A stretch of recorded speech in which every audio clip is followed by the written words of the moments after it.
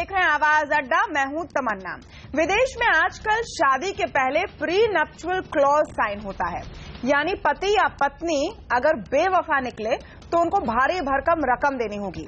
लेकिन अब पहली बार राजनीति में भी वफादारी की गारंटी ली जा रही है। कांग्रेस की बंगाल यूनिट ने अपने 44 एमएलए को बुरी नजर से बचाने के लिए 100 रुपए के स्टैंप पेपर पर बॉन्ड साइन करवाया है। इसमें विधायक शपथ लेते हैं कि वो हमेशा पार्टी के साथ वफादार रहेंगे।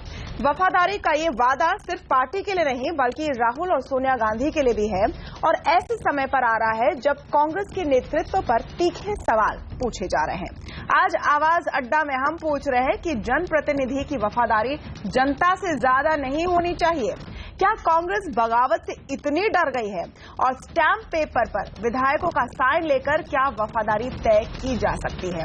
चर्चा शुरू करने से पहले आइए हम आपको सुनाते हैं कि आज इस पूरे मामले पर किस तरह की बहस हुई। इंडियन नेशनल कांग्रेस को अपना निष्ठा जताने का कोशिश किए हैं, तो ये अपना पार्टी के ऊपर एक कांग्रेस वर्कर होने के नाते अपना निष्ठा जताना, ये क्या कोई पाप है? ये क्या कोई गलती है? मैं तो नहीं समझता इसको लेकर इतना क्यों तूल दिया जा रहे हैं, मुझे नहीं मालूम। बहुत दुर्भाग्य की बात है कि कांग्रेस को अपने नेता पे विश्वास व्यक्त करने के लिए 100 रुपए के स्टाम्प पर लिखाना पड़ रहा है। मैं समझता हूं कि देश के इतिहास में कभी भी किसी के नेतृत्व के प्रति वफादारी प्रकट करने के लिए इस प्रकार की ये गुलामी का प्रतीक है, और कांग्रेस इसी प्रकार की पार्टी, मुझे कोई आश्चर्य नहीं है कि इस प्रकार का काम हो रहा है। कांग्रेस कमेटी के प्रभारी महासचिव माननीय डॉक्टर सीपी जोशी जी से मंत्रणा की और उन्होंने स्पष्ट तौर से ये कहा कि ऐसी कोई हिदायत या निर्देश ना उन्होंने ना अखिल भारतीय कांग्रेस कमेटी की ओर से किसी विधायक साथी या मित्र को नहीं दिया गया। चलिए, तो इस पर आज चर्चा करने के लिए हमारे साथ जुड़े हुए हैं कांग्रेस पार्टी की तरफ से शकील अहमद जी, दूसरी तरफ हमारे साथ है बीजेपी की तरफ से प्रभात झा जी, आरजेडी प्रवक्ता मनोज झा हमारे साथ जुड़े हैं। आज की डिबेट में वरिष्ठ पत्रकार रामकृपाल सिंह से चर्चा होगी और वरिष्ठ पत्रकार आकार पटेल भी हमारे साथ जुड़े हुए हैं। स्वागत है आप सबका। शकील अहमद जी, पहले तो बताएं कि अगर कोई बॉन्ड साइन करने से मना कर दे तो उनके लिए क्या दंड है? देखिए, पहले ये बात समझ लीजिए, सुरजेवाला जी का भी आप बाइट दिखला रही थी, एआईसीसी की तरफ से या कांग्रेस लीडरशिप की तरफ से इस तरह का कोई डायरेक्शन नहीं था। अगर इस तरह का कोई डायरेक्शन होता तो इसी इलेक्शन में, या ये नया कोई डायरेक्शन होता इस 5 सभा विधानसभा चुनाव के बाद, तो ये पुडुचेरी में भी होता, ये तमिलनाडु में भी हमारे एमएलए जीते हैं वहां भी होता, ये आसाम में जहां हमारे 23 एमएलए जीते हैं वहां भी होता, ये बंगाल में ही सिर्फ हुआ है। इसलिए वहां के जनरल सेक्रेटरी ने और एआईसीसी ने कोई इस तरह का निर्देश नहीं दिया था। वहां अपनी स्वेच्छा से या प्रदेश कांग्रेस के अध्यक्ष की एक तरह से सहमति से विधायकों ने ये साइन किया है। ये लोकल इशू है, बंगाल का इशू है। इसको पूरा ऑल इंडिया कांग्रेस कमेटी का इशू बनाने का प्रयास नहीं होना चाहिए। हाँ, एक बात सही है, अब ये हो सकता है कि बंगाल का इशू है, लेकिन किस तरह का एक मैसेज जाता है? क्या फिर जो सेंट्रल लीडरशिप है कांग्रेस की, ये बात सही है, आपको मना नहीं कर देना चाहिए? पार्टी की निष्ठा नहीं, बिल्कुल बिल्कुल। एक बात है कि ये अगर पहले इजाजत के लिए होते तो मना कर सकता था लोग। उनके जनरल सेक्रेटरी जो इंचार्ज हैं बंगाल के, वो मना कर सकते थे, लेकिन ये तो बाद में होने के बाद हम लोगों को मालूम हुआ है, या आप लोगों ने जब उसको हाईलाइट किया है तो हम लोगों को मालूम हुआ है। तो स्वाभाविक रूप से इसको कोई का पार्टी के प्रति निष्ठा 100 रुपए के स्टैंप पेपर पर, जिस देश की जो रूलिंग पार्टी है भारतीय जनता पार्टी, उसने सुप्रीम कोर्ट में लिखित एश्योरेंस के बाद में भी अपना एश्योरेंस तोड़ दिया, तो यहाँ 100 रुपए के स्टैम्प पेपर पर लिखे हुए का क्या ये है? आपको पार्टी के प्रति निष्ठा, लेकिन माहौल ऐसा हो जाता है कभी कभी कि लोग कुछ काम कर जाते हैं। जैसे मैं बंगाल का पिछले इलेक्शन में मैं प्रभारी था, आजकल सीपी जोशी जी, माननीय सीपी जोशी जी प्रभारी हैं, और हम लोग ममता बनर्जी जी के पार्टी के अलायंस में इलेक्शन लड़े थे और जीते थे, और उसके बाद भी ममता बनर्जी जी को अपने बलबूते पर बहुमत था। हमारे कई विधायकों को वो पोचिंग करके अपने तरफ ले गई। अभी उत्तराखंड में देखा होगा आपने कि भारतीय जनता पार्टी का राष्ट्रीय नेतृत्व उसने हमारे एमएलए को पोची करने की कोशिश की और 10 लोग चले गए। हो सकता है ये बात बंगाल के लोगों के दिमाग में आई होगी, उन्होंने ये बात कही है हुई ये एआईसीसी का उन्होंने एक स्टैम्प पेपर का कवच पहना दिया। प्रभात झा जी, दरअसल कांग्रेस पार्टी की कुछ जो नेता है, काडर है, वो आप लोगों से बड़ी डरी हुई है कि कब हमें पोच करने आ जाए पता नहीं, इसलिए हम स्टैम्प पेपर पर एक वफादारी का पहले प्लेज ले लेते हैं। क्यों आप इतना डरा रहे हैं इन लोगों को? देखिए, राजनीति में कोई किसी को डराता नहीं है। राजनीतिक गलतियां होती हैं। अपने दल को कैसे रखना, अपने दल का विस्तार कैसे करना, अपने कार्यकर्ताओं को, अपने एमएलए को, अपने सांसदों को संभाल कर कैसे रखना, नीति सिद्धांत से कैसे जोड़ के रखना, उतार चढ़ाव हर राजनीतिक दल में आते हैं। कांग्रेस में भी अभी उतार आ रहा है और ऐसे समय में संयम की आवश्यकता होती है, जो रहती भी है और नहीं भी रहती है। इसलिए मैं कांग्रेस के लोग ज्यादा समझदार हैं, अपने पार्टी को चलाना जानते हैं, संभालना जानते हैं। अब 64 साल के कांग्रेस के इतिहास में, बहुत पुराना इतिहास है, लेकिन हाल ही में जब चुनाव अपना जो आजाद हुआ भारत, उसके बाद जो 64 साल है उसमें 34 साल तो नेहरू गांधी परिवार हैं, अकेले सोनिया जी 18 साल से अध्यक्ष हैं। हम लोग क्या कहेंगे? हम न डराते हैं किसी को, हम तो अपनी पार्टी का प्रभात झा जी, देखिए साफ हैं। तौर पर शकील अहमद जी कह रहे हैं कि जैसे आपने उत्तराखंड में उनके लोगों को तोड़ा, अरुणाचल में तोड़ा, तो ऐसे फिर जो बुरी नजर वाले होंगे यहाँ पर पश्चिम बंगाल में, उनको डर है ममता बनर्जी की पार्टी का, तो इसलिए वो पहले से तय करा रहे हैं। तमन्ना जी, क्या ये निपल बॉय हैं? समाज से जीत कर आते हैं, क्या इनको वैसे ही तोड़ दिया जाता है? अपने घर में विचार करना चाहिए कि मेरी पार्टी के लोग टूटकर क्यों जा रहे हैं, मेरी पार्टी के पूर्व मुख्यमंत्री रहे जैसे लोगों को आज ये हालत क्यों कर रहे हैं। ये कांग्रेस का विचार होना चाहिए।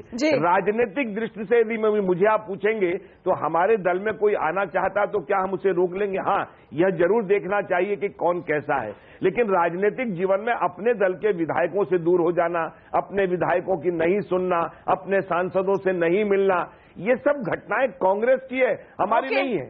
और हमने किसी को नहीं तोड़ा। दिक्कत यह है कि आप भी कह रही हैं हम क्यों तोड़ेंगे किसी को, हम तो जोड़ने वाले लोग हैं, कोई जुड़ता है तो हम मना नहीं करते। अमित शाह जी ने खुले तौर पर कहा हुआ है, नरेंद्र मोदी जी ने साफ तौर पर कहा है, हम सबका स्वागत करते हैं और तो, जो आते हैं उनका। अब बताइए, विजय बहुगुणा कोई बच्चा है क्या? उनको हम पटा लेंगे या तोड़ लेंगे? प्रभात झा जी, आपने एक ओपन इन्विटेशन छोड़ दिया है और कई लोगों को लगता होगा। तारिक अनवर जी का हम स्वागत करते हैं, एनसीपी के वरिष्ठ नेता हैं और वो भी एक समय पर कांग्रेस पार्टी के साथ थे। एक बहुत ही इंटरेस्टिंग पर्सपेक्टिव ला सकते हैं इस पूरी डिबेट में।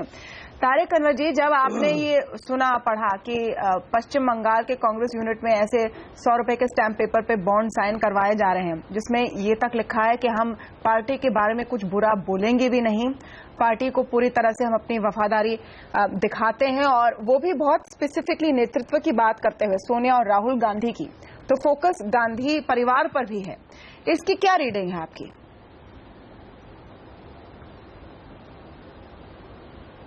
नहीं, देखिए, मैं इससे सहमत नहीं हूं, लेकिन जैसा अभी शकील साहब ने कहा कि कोई निर्देश नहीं था केंद्रीय लीडरशिप का कि इस तरह का बॉन्ड या इस तरह का लिखित रूप में कोई आश्वासन दिया जाए लीडरशिप को। मैं समझता हूं कि कांग्रेस में ऐसा कभी कोई परंपरा नहीं रही है, और मैं ये भी समझता हूं कि ये आउट ऑफ अफेक्शन, क्योंकि लोग ये सोचते हैं कि जरूरत से ज्यादा, इसको हम कहते हैं कभी कभी लोग भावुक हो जाते हैं, तो ये उसी का एक सबूत कहा जाए या प्रदर्शन कहा जाए। लेकिन ये बात सही है कि इस तरह के बॉन्ड देने से कोई लॉयल्टी नहीं होती है, वो कभी भी वो बॉन्ड तोड़ा जा सकता है। कोई ये कोर्ट में तो ये बॉन्ड लिख के दे नहीं रहे हैं कि हम हमेशा साथ रहेंगे। नहीं, अच्छा, और जो तोड़ेगा उसके लिए क्या पनिशमेंट होगी? लीडर नहीं, पनिशमेंट देखिए, अब आप भारतीय जनता पार्टी के झा जी अभी प्रवक्ता बोल रहे थे, देखिए लालच दी जाती है, हमेशा ये कोशिश होती है कि जो अपोजिशन है उसको कमजोर किया जाए। ठीक है, वो एक राजनीति का एक हिस्सा है, यूं कहा जाए, और ये हमेशा होता रहा है। उत्तराखंड में जो हुआ और अरुणाचल में जो हुआ, जी जी, ये सब अगर बीजेपी उसमें इनिशिएटिव नहीं लेती तो शायद ये नौबत नहीं आती। और जिस तरह से लोगों ने बीजेपी को बाद में ज्वाइन कर लिया, उससे ये बात स्पष्ट हो गई कि ये सारा खेल जो था वो बीजेपी स्पॉन्सर्ड था। नहीं तो फिर बॉन्ड, मैं समझता हूँ कि इस तरह की जरूरत नहीं है। लीडरशिप को अपने कार्यकर्ताओं पर विश्वास होना चाहिए और कार्यकर्ता को अपने लीडर पर विश्वास होना चाहिए। ये तो जिसको कहा सकता है कि एक भावनात्मक लगाव होता है। भावनात्मक लगाव, मनोज झा जी, क्या ये भावनात्मक लगाव है? क्योंकि देखिए हम भारतीय राजनीति में ना ऐसे कई अनूठे मिसाल देखते हैं। किसी नेता को देवी या देवता का रूप दिया जाता है पोस्टर में, कभी उनको एक दुनिया के लिए वरदान बताया जाता है। क्या ये सिर्फ भावनाएं हैं या इस तरह का बिहेवियर इनकरेज होता है? देखिए तमन्ना जी, मैं समझता हूं कि सुबह ही मैंने एक एजेंसी को बयान दिया था कि, और मुझे पता नहीं था, शकील भाई ने बहुत बढ़िया बता दिया कि कांग्रेस की सेंट्रल लीडरशिप को संभवतः वास्ता नहीं था। जो स्टेट लीडरशिप है, कभी मैं समझता हूं कि अतिरेक में कई दफा ओवरबोर्ड जाते हैं। जिस एफिडेविट की स्टैट्यूटरी लीगल सैंक्टिटी नहीं है, वो कहीं भी, उसके ऊपर हम बहस कर रहे हैं। मैं समझता हूं ये उनकी उपलब्धि रही जिन्होंने ये एफिडेविट लाया। नंबर एक। नंबर दो, हम एक बड़े मुश्किल दौर से गुजर रहे हैं जहां लॉयल्टी एक फ्यूडल लॉयल्टी हो रही है इस मुल्क में। मैं समझता हूं कि कुछ दिन पहले हमारे महत्वपूर्ण मंत्री वेंकैया नायडू साहब ने मोदी जी को ईश्वर की देन बताया था। तब भी मेरा दिमाग उतना ही चौंका जितना आज चौंका। हम एक पता नहीं क्यों एक feudal, semi capitalist, semi feudal, एक उसका जो एक उसकी मर्यादाएं होती हैं उसके अंदर हम सोच रहे हैं। प्रतिबद्धताएं प्रोसेस से होती हैं, प्रक्रियाओं से होती हैं, मुद्दों पे होती हैं। प्रतिबद्धताएं अगर व्यक्ति तक महदूद रह जाएं, आप मुझको बात खत्म करने दीजिए।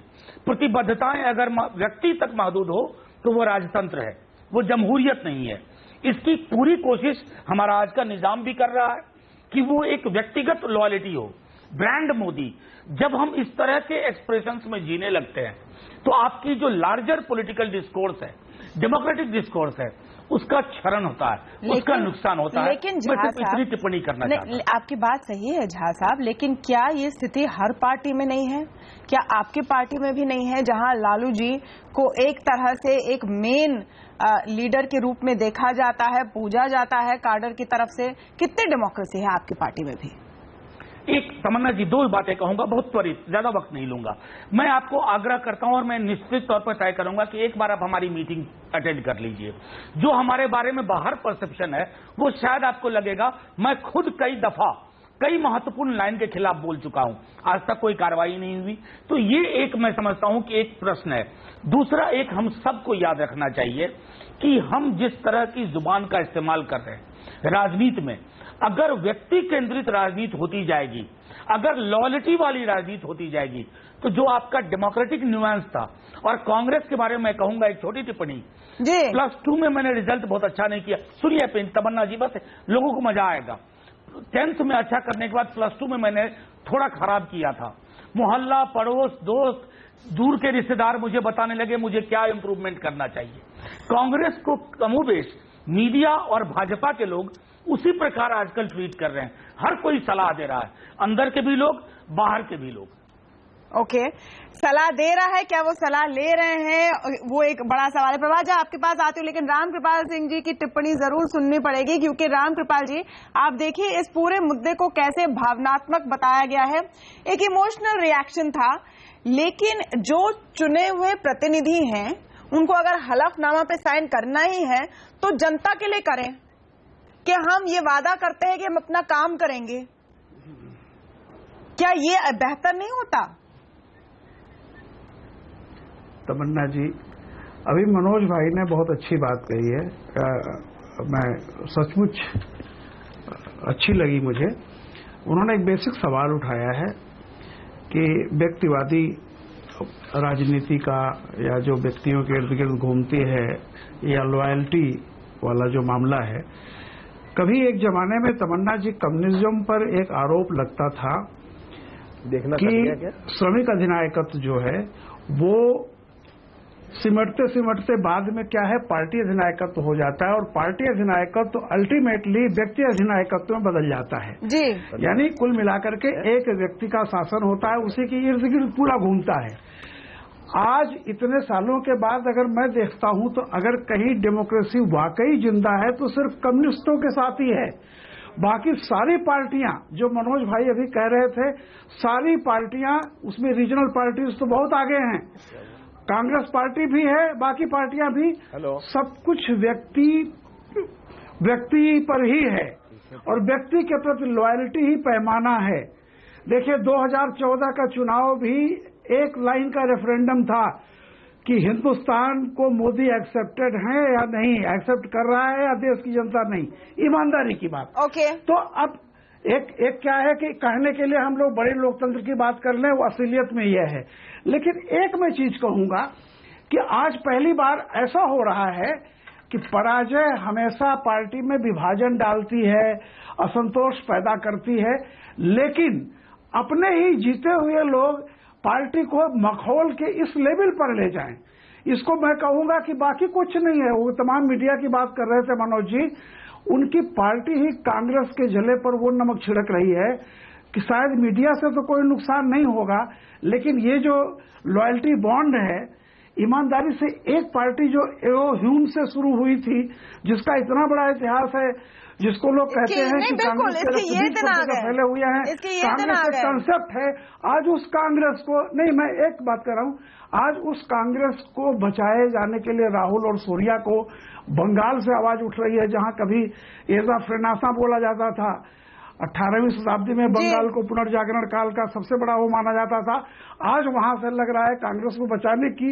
आवाज। मतलब ये हंसी नहीं, लेकिन ये कांग्रेस को बचाने की आवाज है, कुछ नहीं कहा जा सकता। आकार क्या ये सिर्फ कांग्रेस को बचाने की आवाज है या गांधी परिवार को बचाने की आवाज है? क्योंकि इसमें एक तो इस बात से ही सरप्राइज है कि एक लॉयल्टी बॉन्ड बनाई गई और उसमें आप बोल देते कि कांग्रेस पार्टी को हम बहुत लॉयल्टी दिखाएंगे, उसमें आपने ये भी लिखा है कि सोनिया और राहुल गांधी के नेतृत्व में कांग्रेस पार्टी को लॉयल्टी दिखाएंगे, ऐसे समय पर जब उनके लीडरशिप पर सवाल उठाए जा रहे हैं।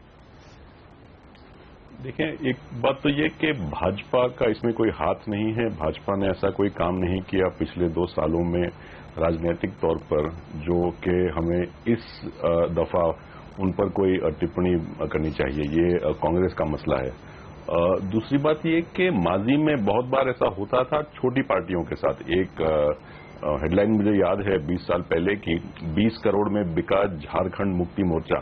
तो ये पार्टी की तोड़फोड़ ये तो 60 साल 65 साल से होते आ रहा है, ये कोई नई बात नहीं है। ये 2 चीजें हमें दिखाता है, एक तो ये कि गांधी परिवार के जो सदस्य हैं राहुल जी और सोनिया जी, उनका ना तो कोई नियंत्रण है ना तो कोई काबू है अपने विधायक पर।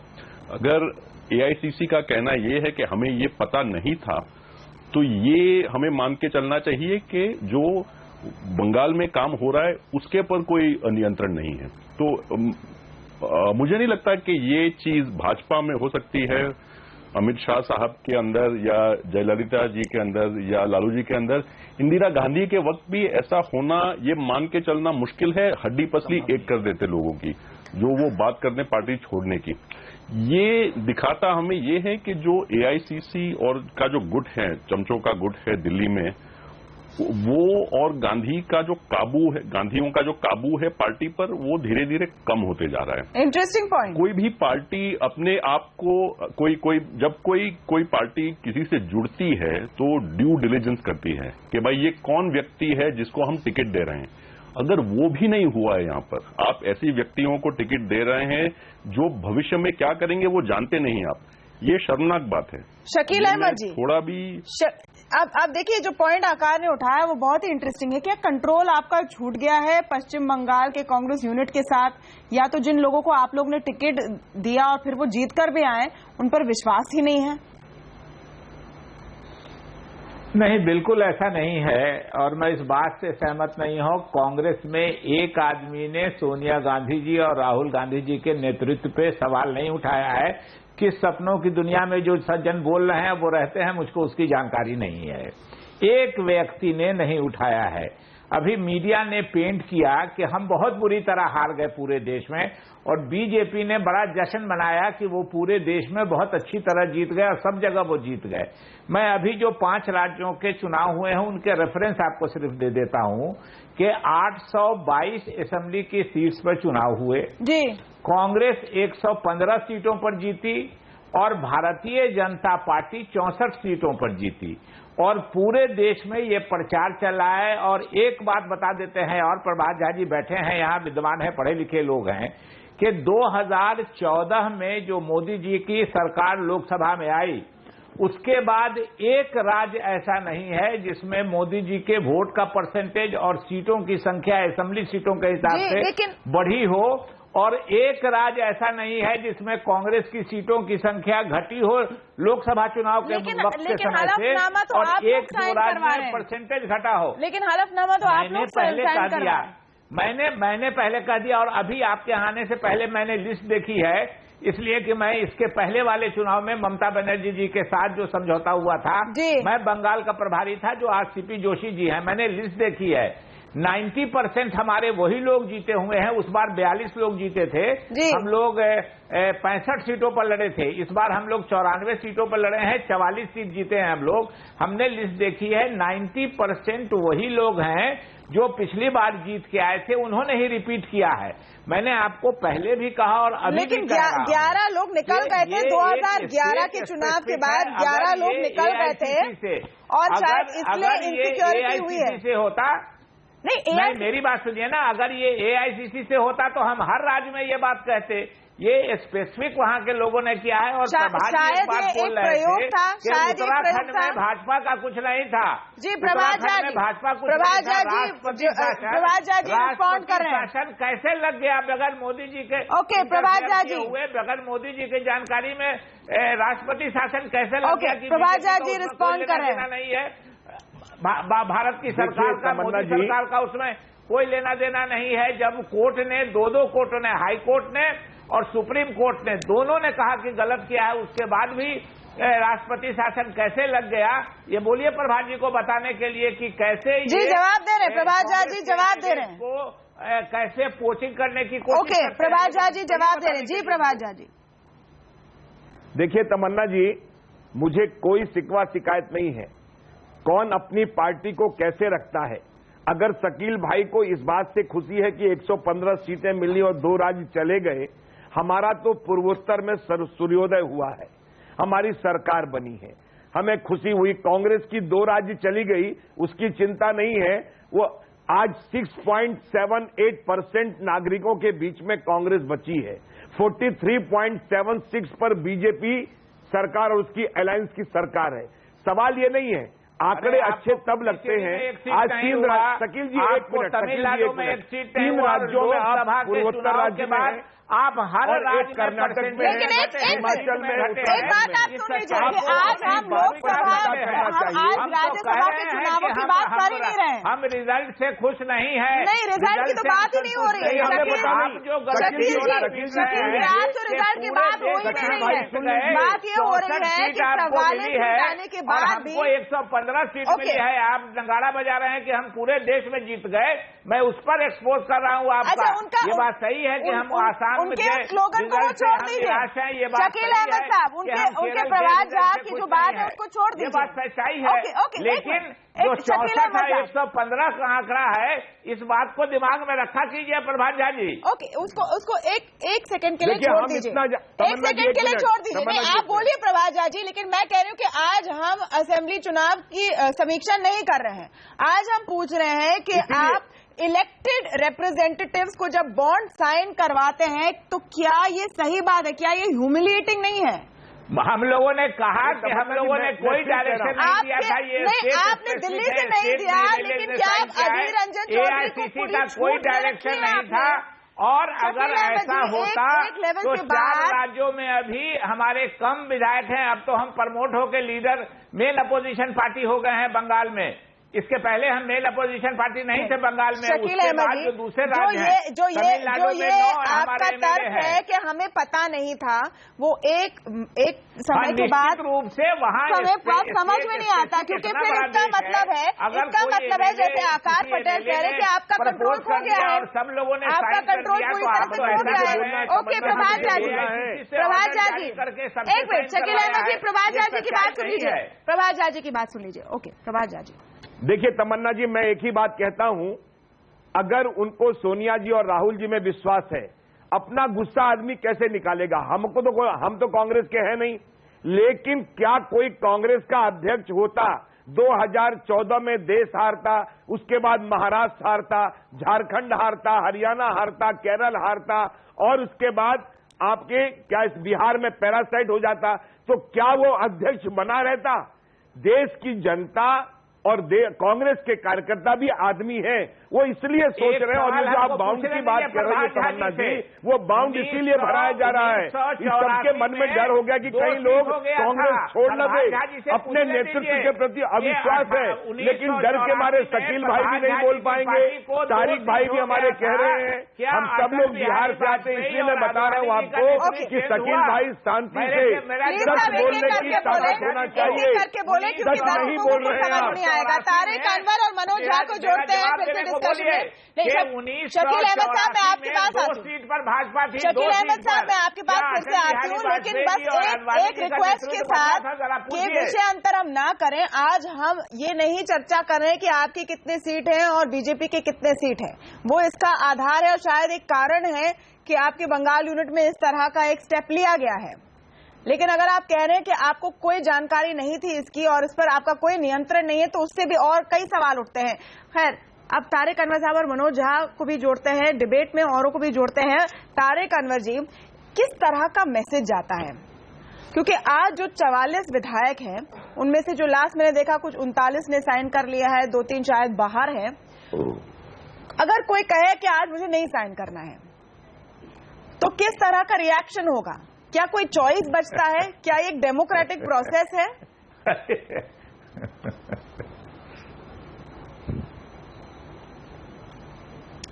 जी तारिक अनवर जी। नहीं तमन्ना जी, मेरा ख्याल है कि इसको इतना महत्व देने की जरूरत नहीं है। और जैसा मैंने शुरू में कहा और अभी भी ये बात मैं दोहराना चाहता हूं कि इस तरह की घटनाएं अक्सर हुई हैं, पहले भी हुई है, दूसरी पार्टियों में, क्षेत्रीय पार्टियों में होती हैं। लोग यहाँ तक के आत्मदाह तक कर लेते हैं अपनी लीडरशिप के लिए, तो थोड़ी वो लीडरशिप कहती है कि आप मेरे लिए आत्मदाह कर लीजिए। तो इसी तरह से ये भी लीडरशिप ने इस बात की मांग नहीं की है और अपने ढंग से लोगों ने अपनी लॉयल्टी एक तरीका, उनको लगा कि ये एक तरीका हो सकता है अपनी लॉयल्टी, अपनी सिंसियरिटी के लिए, तो उन्होंने किया है। तो ये स्टेट लीडरशिप ने किया है और इसके लिए केंद्रीय नेतृत्व को दोषी देना उचित नहीं होगा। मेरा अपना ये मानना है। जी रामकृपाल जी, यहाँ पर शकील अहमद जी और तारिक अनवर जी भी चाह रहे हैं कि हम इसको एक, देखिए छोटे से पार्टी यूनिट में कुछ एक स्टेप लिया गया है, इसको आप इतनी तूल क्यों दे रहे हैं? शायद ये इतना जरूरी इसलिए भी लग रहा है क्योंकि ऐसे समय पर आया है कि जब कांग्रेस पार्टी का जो काडर है वो सोच रहा है कि हमारा भविष्य किस तरह का नजर आ रहा है। नहीं देखिए तमन्ना जी, एक हालांकि अभी आपने कहा कि यहाँ संख्या की बात नहीं है, लेकिन एक अभी जो डिबेट हो रही थी उसमें शकील भाई जो कह रहे थे कि हम 150 से 115 पर आ गए और इतना हुआ, मैं कह रहा हूं कि देखिए वही होता है, सच्चाई को देखने के पैमाने कई होते हैं। शकील भाई, आप रिजल्ट से पहले 170 थे 824 में, आप 115 हो गए। बीजेपी 5 थी, सिर्फ 5, वो 60 हो गई, वो 12 गुना बढ़ी है और आप पिछले बार से भी नीचे उतरे हैं। एक पैमाना देखने का ये भी होता है। अगर ये पैमाने से देखा जाए तो आज जो कुछ भी कांग्रेस में हो रहा है बंगाल, सवाल इस बात का है कि जो सोचना चाहिए आपको, मैं फिर इस बात को दोहराऊं, कांग्रेस को ये तय करना पड़ेगा कि वह कांग्रेस को जिताने के लिए उसका लक्ष्य है प्राइमरी या उसका लक्ष्य है बीजेपी को हराना। अगर बीजेपी को हराना है तो वो तय कर ले कि जैसे वामपंथ यहाँ पर 68 साल से वनवास में है सत्ता, और उसने स्वेच्छा से भी सत्ता को छोड़ा हुआ है। कभी उसने 550 सीटों पर चुनाव नहीं लड़ा, लेकिन आप सत्ता की लड़ाई लड़ रहे हैं और वो हथियार आप इस्तेमाल कर रहे हैं वामपंथियों का, तो फिर आप वही हो जाएंगे। एक दिन आप जहां पे कभी आप शकील अहमद को एक रिस्पॉन्स वहां आप देने का मौका, और फिर एक छोटा सा ब्रेक लेंगे। जी शकील अहमद। तो देखिए मेरा ये कहना जी कृपाल जी जो बात बोल रहे हैं, मैंने शुरू में ही कहा कि हम भी सहमत नहीं हैं और संतुष्ट नहीं है रिजल्ट से, हमको और अच्छा करना चाहिए था, ये मैंने पहले ही कहा। लेकिन एक झूठा प्रचार जो मीडिया में चल रहा है कि बीजेपी देश भर में जीत गई और मोदी जी का भी आकलन हो रहा है और हम देश भर में हार गए, उसको मैंने कहा मैं संतुष्ट नहीं हूँ रिजल्ट से। हम लोगों को केरल में भी अच्छा करना चाहिए था, हमारे हिसाब से हमको बंगाल में भी और अच्छा करना चाहिए था। ये ठीक है कि हम आसाम में 3 बार शासन में रहे, लेकिन हमको आसाम में भी अच्छा करना चाहिए था, हम उससे संतुष्ट नहीं है। लेकिन ये सच्चाई है, हम जो गलत बात हो रही है कि बीजेपी पूरे देश में रही, और मैं फिर जिम्मेदारी के साथ कहता हूं, लोकसभा के चुनाव के बाद जो चुनाव हुआ है, मोदी जी का परसेंटेज भी बीजेपी के वोट का और असेंबली वाइज सीटों की संख्या भी इन 5 राज्यों में भी घटी है और इसके पहले भी घटी है। ये बात हम ऑन रिकॉर्ड करना चाहते हैं। आकलन होता है, विश्लेषण होता है, विश्लेषण में ये बातें होती है, नहीं तो रिजल्ट निकल गया कि कोई जीत गया कोई हार गया, उसके बाद तो कोई बात ही नहीं होनी चाहिए। और इस तरह का विश्लेषण बहुत डिटेल में हुआ है। नहीं हो रिजल्ट से, अफसोस है, के बाद लोग और अच्छा करना चाहते थे, नहीं कर पाए, आगे करने की कोशिश करेंगे। लेकिन देखिए इसमें अब 2 बातें हैं। एक तो ये है कि आप कह रहे हैं कि आपके पश्चिम बंगाल के यूनिट का खुद का डिसीजन था, आप लोगों का इससे कोई लेना देना नहीं था, लेकिन आज भी आप इसको एक तरह से डिफेंड कर रहे हैं। आप कह रहे हैं कि चूंकि उत्तराखंड और अरुणाचल में ऐसी चीजें हुई तो शायद उनको लगा कि ये करने की जरूरत है। दूसरी तरफ तारिक अनवर साहब कह रहे हैं कि ये तो उनकी भावना की बात है। ब्रेक के बाद हम बात करेंगे कि ये भावना है या चापलूसी है, और ये चापलूसी सिर्फ इस पार्टी में नहीं दिखती, एक तरह से भारतीय राजनीति का ये अंग बन गया है। ऐसा क्यों है, क्यों चलती है चापलूसी यहां पर? इस पर चर्चा जारी रखेंगे एक ब्रेक के बाद, जाएगा नहीं।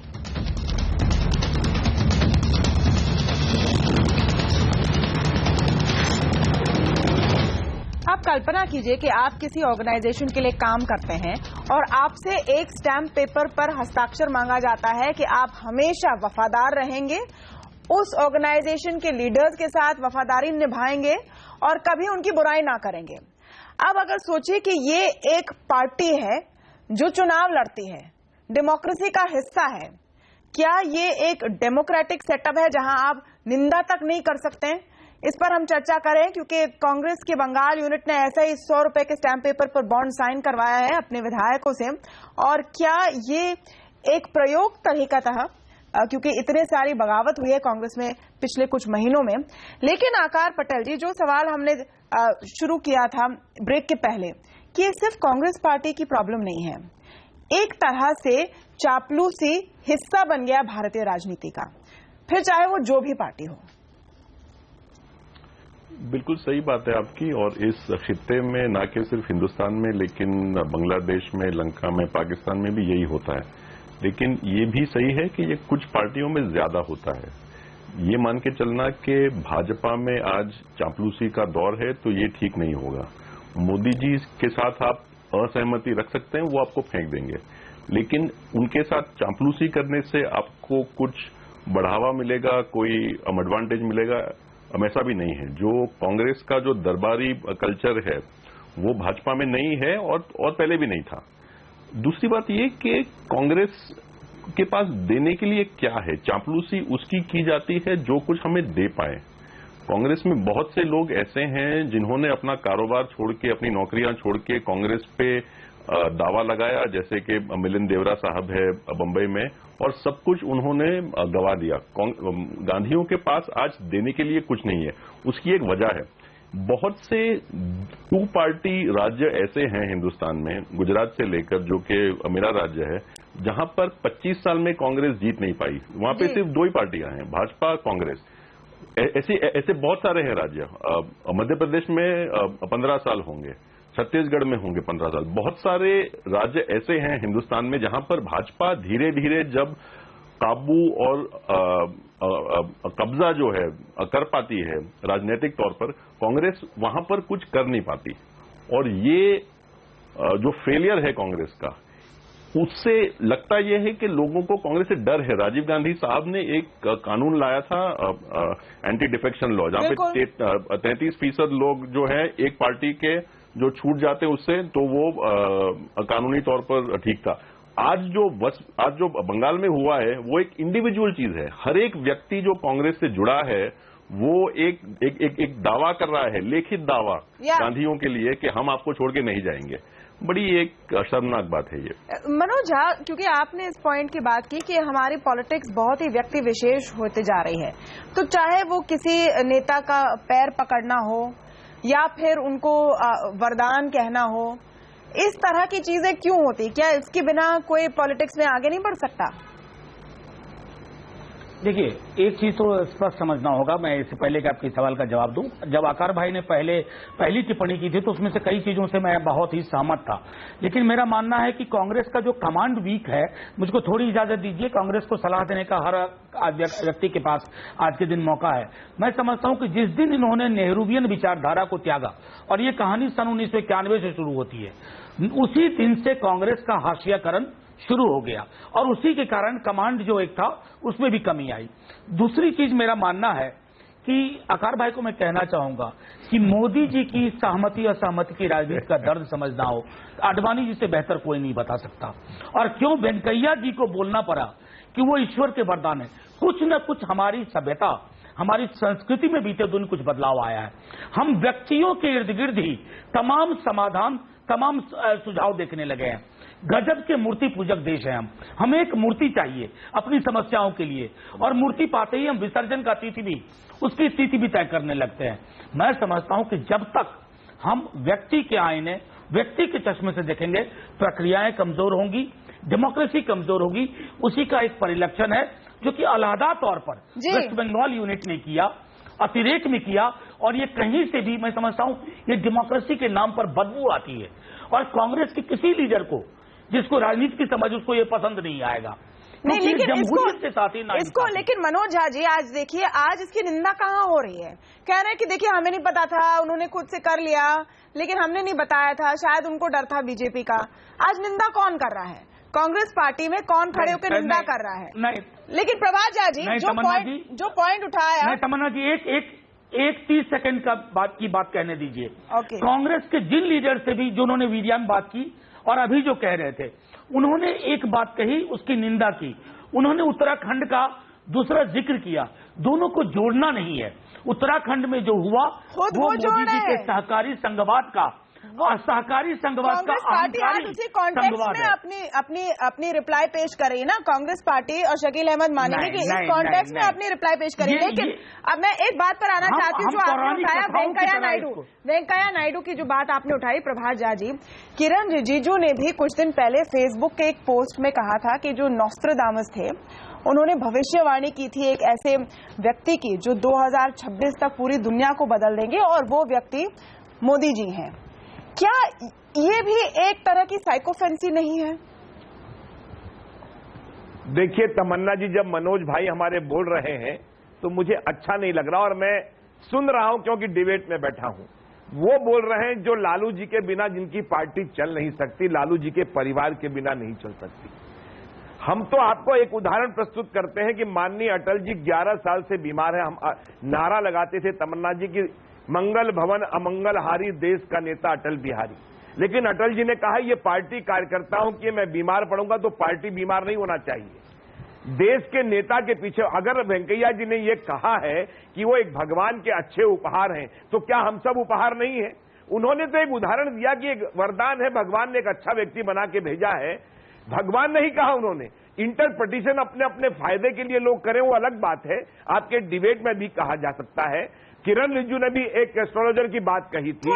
सवाल यह है कि अपना, एक मिनट तमन्ना जी, एक मिनट तमन्ना जी, सुन तो लीजिए, क्या मैं मुलायम जी के पार्टी की बात करूं, क्या मैं लालू जी के पार्टी की बात करूं, क्या मैं सोनिया जी की पार्टी की बात करूं, क्या मैं चंद्रबाबू नायडू की बात करूं, जयललिता की पार्टी? अपनी पार्टी की बात कीजिए। कहाँ है इसलिए एकमात्र भारत में पार्टी है तमन्ना जी, एकमात्र पार्टी है कार्यकर्ताओं की जो 2 सीट पर निराश नहीं होती और 282 पे उन्माद नहीं करती, शांति से अपने कार्य का विस्तार करती है। हम अपने कार्य के विस्तार में लगे हुए। ओके, शकील अहमद जी, क्योंकि देखिए आप सारे बहुत ही सीजन्ड राजनेता हैं, अनुभवी पॉलिटिशियंस हैं इस पैनल पर, तो आप ऑनेस्टली बता सकते हैं कि क्या ये एक क्राइटेरिया है अगर आपको भारत में राजनीति में आगे बढ़ना है तो किसी एक बड़े लीडर को पकड़कर उनकी प्रशंसा करनी पड़ती है, वरना आगे बढ़ना मुश्किल हो जाता है? एक करियर एडवाइस ही दे दीजिए जो लोग एस्पायरिंग पॉलिटिशियंस हैं उनके लिए।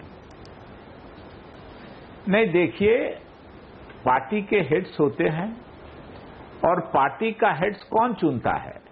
लालू जी की पार्टी का अध्यक्ष किसने बनाया है? उनके पार्टी में जो उनके मानने वाले हैं। सोनिया गांधी और राहुल गांधी जी को किसने अध्यक्ष बनाया? जो इतने दिन से सोनिया गांधी हमारी अध्यक्ष हैं, उनको किसने बनाया? पार्टी के लोगों ने बनाया। जनतंत्र इसी को कहते हैं ना, कि हमारे कार्यकर्ताओं की इच्छा से जिस लीडर को हम समझेंगे उसको मानेंगे। हम प्रभात जी की बात को याद दिलाना चाहते हैं कि 2 सीट हो गई थी भाजपा को, जिसकी चर्चा उन्होंने की, लेकिन अटल बिहारी वाजपेयी और आडवाणी जी का नेतृत्व उनके यहाँ बरकरार रहा। मैं पटेल साहब जो पत्रकार हैं उनकी बात से सहमत नहीं हूं कि मोदी जी की साइको फैंसी करने से आपको कुछ नहीं मिलेगा। मोदी जी की साइको फैंसी करने का नतीजा तो सबसे बड़ा जो राष्ट्रीय अध्यक्ष ही बनाए गए हैं उनकी पार्टी के, वो उसी साइको फैंसी का नतीजा है। नहीं तो प्रभात झा जी जानते हैं कि प्रभात झा जी उनसे बड़े लीडर थे। आज अगर वो गुजरात के नहीं होते और मोदी जी के निकट कहकर आप हमारी पार्टी की बुराई में सब राज नहीं जानते, आज आपकी तो हो सकता है प्रभात झा जी हमारे राष्ट्रीय अध्यक्ष होते भारतीय जनता पार्टी के, पर कांग्रेस ने क्या जुल्म नहीं किया हो गए हैं इसलिए कि वो मोदी जेल में बंद कर दिया था। लेकिन पटेल साहब को नहीं मालूम है बाहर आया मोदी जी के साइको फैंसी के वजह कर, मोदी जी के साइको फैंसी के वजह से पद मिलता है। अब गवर्नर्स आपको मिल जाएंगे जो मोदी जी के साइको फैंसी के वजह से आए हैं, जो एक संवैधानिक संस्थाएं हैं, तो आप मानते हैं शकील अहमद जी, आप कम से कम मानते हैं कि राजनीति में साइको फैंसी चलती है? इस बात का है आप मानते हैं कि पटेल साहब गुजरात के रहने वाले हैं और अमित शाह जी को राष्ट्रीय अध्यक्ष बनाया, वो किसी साइको फैंसी के वजह से नहीं बनाया, सिर्फ इसलिए कि सारा राज जानते हैं अमित शाह जी इसलिए बनाया। ये पटेल साहब को नहीं मालूम है, मुझको आश्चर्य है इस बात का। आकार पटेल, आपका रिस्पॉन्स?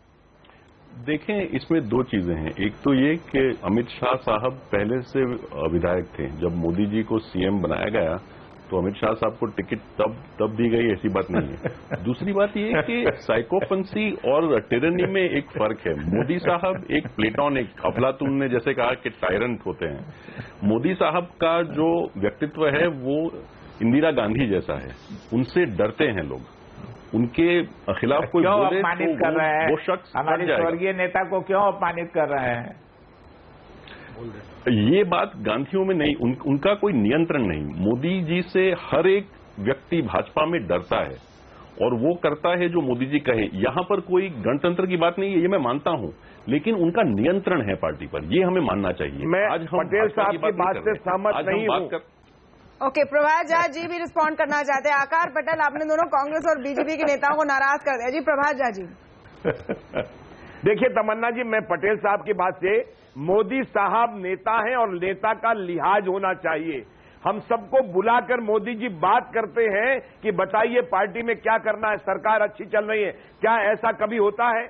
ये हमारी पार्टी के भीतर की बात पटेल साहब नहीं जानते हैं। नरेंद्र मोदी जी एक अभी आज प्रधानमंत्री बने हैं भारत, और हमारी पार्टी में ये नहीं होता है। प्रभात झा जी के बुला के पूछा जाता है कि क्या हो रहा है क्या नहीं, ये हमारी पार्टी में नहीं होता है, आपकी पार्टी में होता है। वो ऐसे आए हैं, वो आकाश से नहीं आए हैं। एक अच्छे कार्यकर्ता के जितने गुण होते हैं पटेल साहब, वो नरेंद्र मोदी जी में है। वो कैसे काम करते हैं, उनसे कोई डरता नहीं। हाँ, नेता का लिहाज होना चाहिए और नेता को नेता मानने का तमन्ना होना चाहिए। और तमन्ना है एक नेता भारत को मिला है, ये भाजपा को नहीं मिला है, ये भारत को नेता मिला है।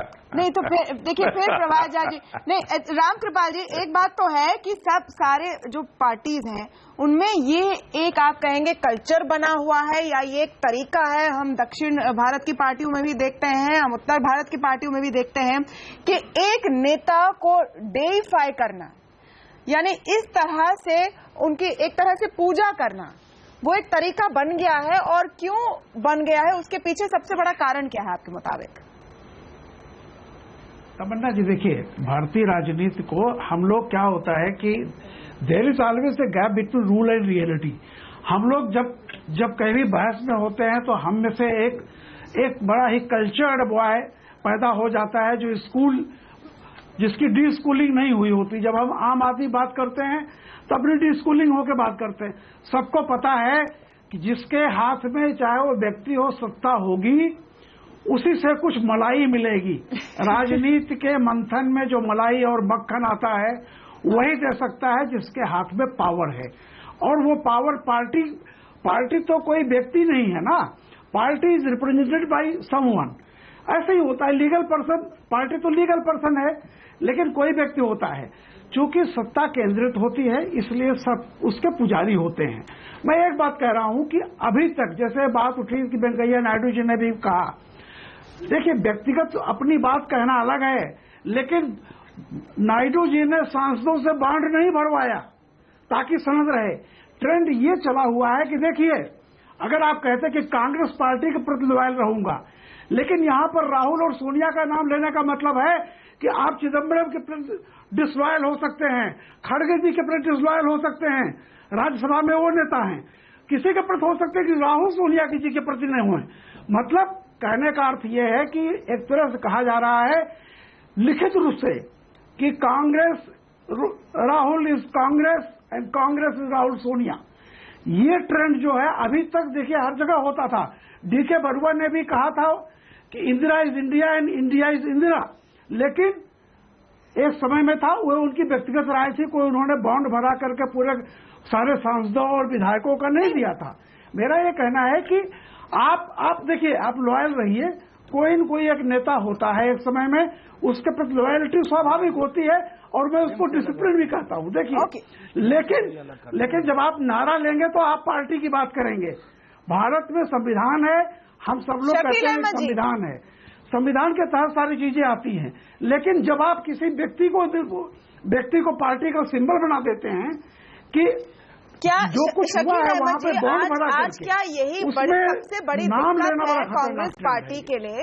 बुरे दौर से गुजर रहे हैं, बाकी सब चीजें ठीक है, आप लोग मंथन कर रहे हैं, लेकिन आपने एक परिवार को पार्टी का सिंबल बना लिया है और यही सबसे बड़ी दिक्कत। नहीं, देखिए, मैंने आपको पहले भी कहा कि कांग्रेस का अध्यक्ष सोनिया गांधी को किसने बनाया है? कांग्रेस के लोगों ने इतने वर्षों से है। सोनिया गांधी जी के खिलाफ किसी कांग्रेसी की बात आपने सुनी?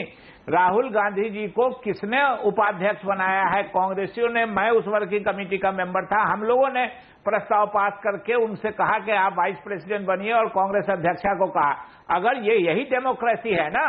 लेकिन एक बात हम पूछना चाहते हैं, हमारे जो पत्रकार महोदय कर रहे थे कि सांसदों को कीजिए, विधायकों को कीजिए, एक राज्य की घटना, एक भी सांसद से नहीं बॉन्ड भरवाया गया है। उसमें भी जो स्टेट के लोगों ने एक जगह जमा होकर ये काम किया। अभी असेंबली के 5 राज्यों के चुनाव हुए हैं।